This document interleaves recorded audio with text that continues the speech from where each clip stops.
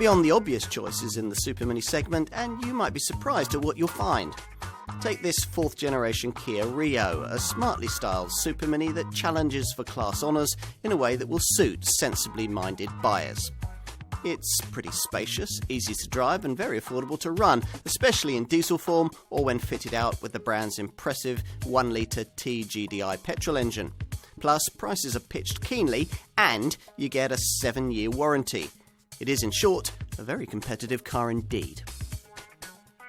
Kia has made considerable efforts to improve the design fundamentals of this 4th generation Rio.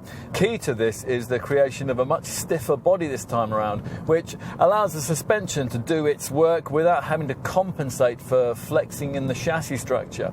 Now that, along with a set of revised spring and damper settings, reduces roll through the bends, yet at the same time you get impressive standards of ride quality. Out on the open road, it is true that this Rio doesn't feel quite as sharp as a rival Fiesta through the bends, but there is decent refinement. The manual gearbox is quite slick and the brakes are very good too. All of which will almost certainly be more important to potential segment buyers than outright speed, which is just as well because the Rio lineup doesn't offer too much of that.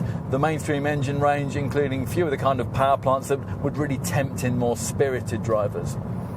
That's not to say that there aren't some effective engines in the Rio portfolio these days. There absolutely are. And the headline act is the 3-cylinder 1-litre TGDI turbo petrol unit that we're trying here.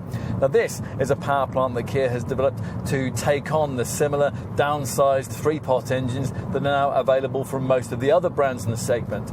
This is offered in 2 states of tune with either 99 or 118 bhp. Now the lesser variant is the one we're trying here, and it's capable of 62.8 miles per gallon on the combined cycle and 102 grams per kilometre of CO2.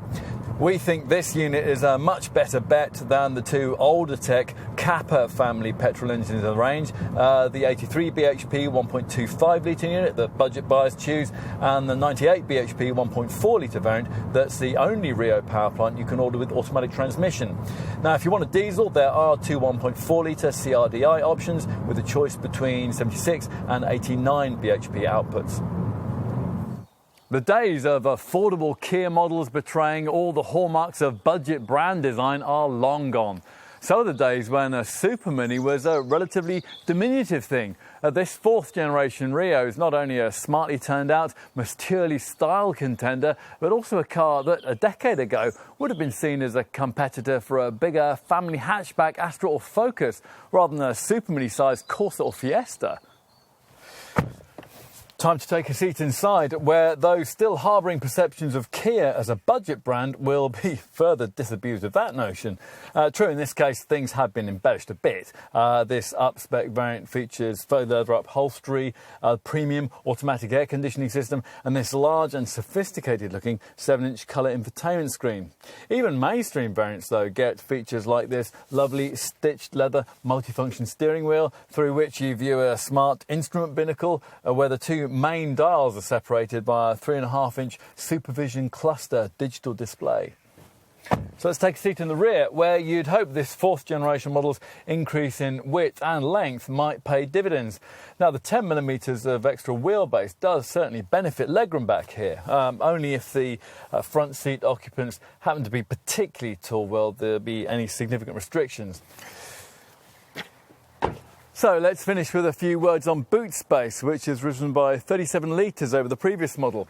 The tailgate's light to lift, and it reveals a 325 litre luggage area. It's one of the very largest in the Super Mini segment. It's easy to see why Kia is one of the fastest growing car makers in the world, doubling its global sales over the last few years thanks to a range of models that are now seriously troubling the European market's established players. And here's another one that'll add to their concerns. Smartly styled, sensibly spacious, and quite acceptably efficient. In summary, if you're thinking of buying in the Super Mini segment, you may not be considering this car as an option. But take it from us, you should be.